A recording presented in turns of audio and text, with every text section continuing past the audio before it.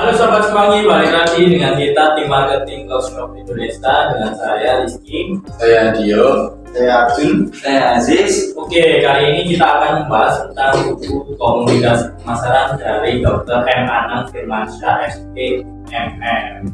Nah, dari komunikasi pemasaran itu ada 5 komponen ya di bab 1 ini. Yang pertama dari pengertian komunikasi pemasaran, model komunikasi pemasaran, komponen komunikasi pemasaran, proses komunikasi pemasaran, dan media komunikasi pemasaran. Kali ini akan dibahas tentang pengertian komunikasi pemasaran, yaitu komunikasi pemasaran ialah proses di mana perusahaan atau individu menyampaikan pesan mengenai produk, jasa, layanan, atau merek yang mereka kembangkan untuk mencapai target pasar dan mempengaruhi persepsi audiens lah intinya, atau preferensi dan perilaku konsumen mereka. Lalu komunikasi ini tidak hanya sekedar penyebaran informasi, tetapi juga mencakup strategi untuk mempromosikan dan meningkatkan penjualan melalui berbagai media dan teknik-teknik yang mereka gunakannya ya.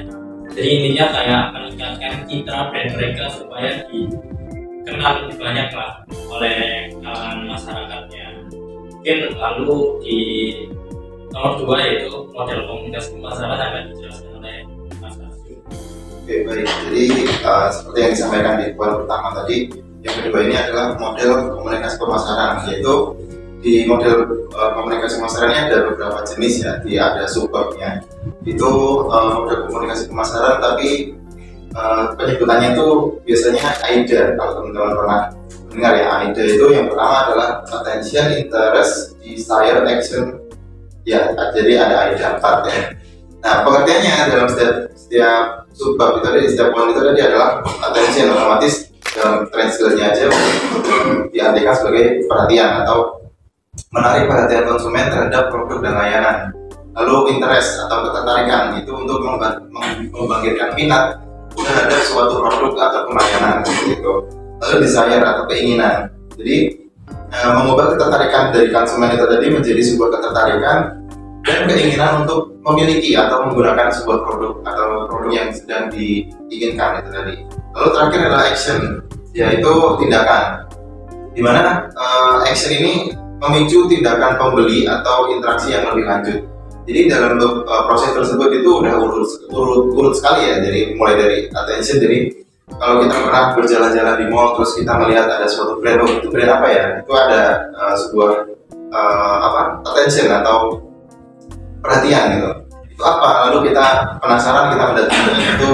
Jadi sebuah poin kedua yaitu desire, keinginan, aku ingin datang ke sana deh. Lalu setelah itu action itu melakukan tindakan, kita akan membeli sesuatu produk ketika kita sudah tahu produknya di sana apa. Jadi model komunikasi pemasaran ini menjelaskan bagaimana sebuah pesan yang efektif dapat mempengaruhi konsumen dan dari tahap pengenalan hingga tahap pembelian. Seperti itu.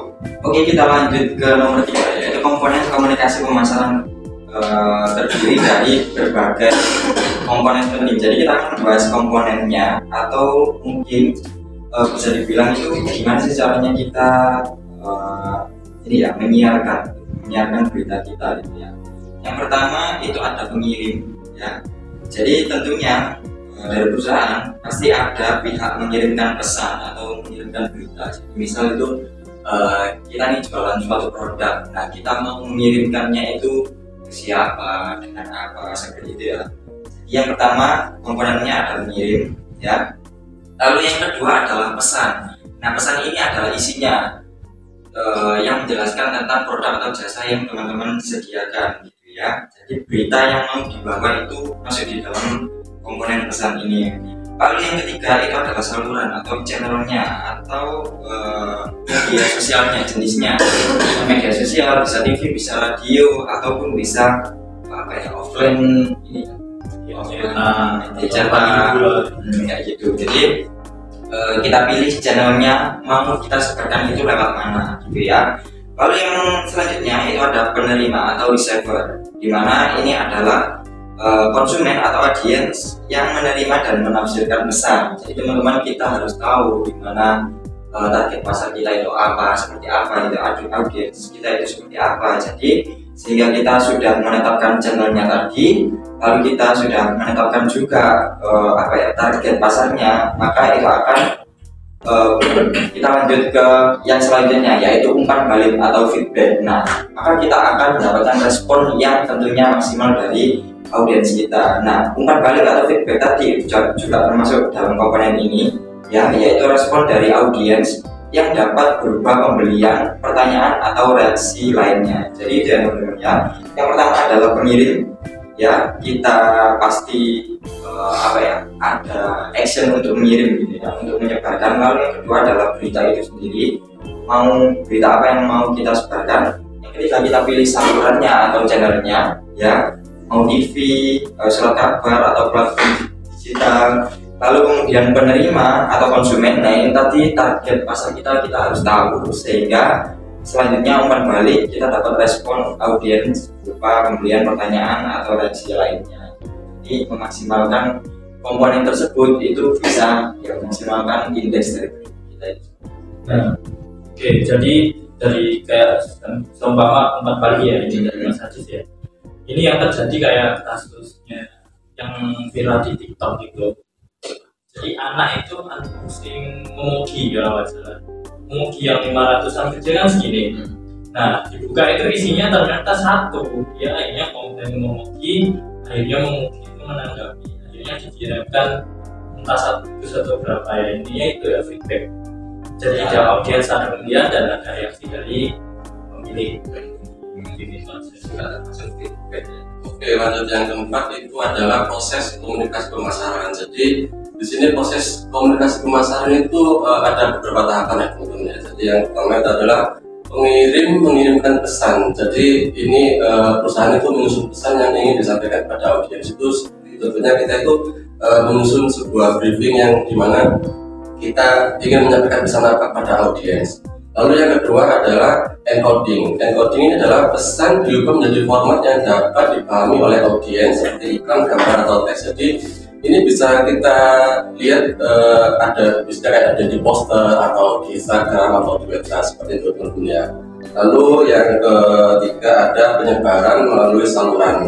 Jadi ini adalah pesan yang dikirimkan melalui media yang dipilih. Contohnya mungkin ada sebuah promo atau iklan yang biasanya mungkin teman-teman itu bisa dapatkan itu mungkin dari WhatsApp atau mungkin dari Facebook atau media sosial lainnya ya teman-teman ya. Lalu yang keempat ada decoding oleh penerima. Jadi ini adalah audiens menerima dan menafsirkan pesan tersebut itu seperti apa teman-teman ya, kayak kita itu menerima pesan, lalu kita itu mencerna dari informasi dari promo tersebut. Kira-kira ini promo apa, ini iklan apa, seperti itu teman-teman. Lalu yang kelima, yang terakhir itu adalah audiens merespon pesan yang diterima, yang kemudian nanti diterima kembali oleh pengirim sebagai evaluasi. Jadi ini contohnya kayak mungkin di Instagram itu kayak ada keluh kesah dari konsumen yang nantinya akan langsung direspon oleh admin, yang dimana nantinya dari kesalahan tersebut itu akan menjadi perbaikan untuk perusahaan juga seperti itu ya. Jadi itu aja. Yang kelima nanti akan diberikan oleh proses. Oke, yang kelima ini intinya ini yang paling puncak tertingginya juga kurang afdol kalau semua brand itu nggak pakai media komunikasi pemasaran. Media komunikasi pemasaran itu dibagi menjadi dua, yaitu yang tradisional dan digital lah intinya. Tradisional itu seperti di TV atau reklame, baliho, media cetak, radio. Nah intinya media tradisional itu tidak bisa kita track audiensnya berapa atau berapa, itu yang kita tidak bisa track lainnya. Berbeda dengan media digital seperti TikTok, YouTube, Instagram, email marketing, website atau pakai aplikasi, itu audiens itu bisa di tracking. Perilaku audiens berapa, minatnya apa, jadi lebih terukur daripada media tradisional. Jadi lalu untuk pemasaran modern sering menggabungkan kedua jenis media ini untuk mencapai efisiensi. Jadi dimaksimalkan di digital dan di tradisional ini juga dipakai entah satu atau dua kali. Kalau yang digital kan pasti dibuat untuk terus menerus ini yang jadi untuk dapat menjangkau dan mempengaruhi konsumen tersebut. Oke, sekian pada buku kali ini tentang perilaku konsumsi dari Dr. Anang. Mungkin itu sekian, kita akan bertemu dengan buku selanjutnya dari Konsumsi Indonesia. Dan bye.